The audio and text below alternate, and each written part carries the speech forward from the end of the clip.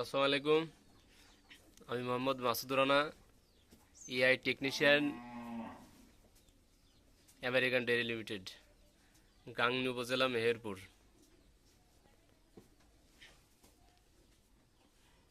আপনারা স্ক্রিনে যে বাছুরটি দেখতে পাচ্ছেন, এটা এডিএল কোম্পানির 100% সাহিওয়াল সিমেনের বাচ্চা।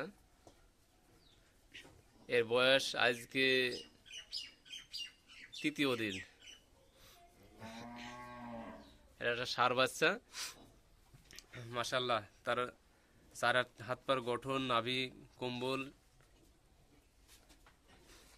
সব দিক থেকে মাশাল্লাহ অনেক সুন্দর একটা বাচ্চা।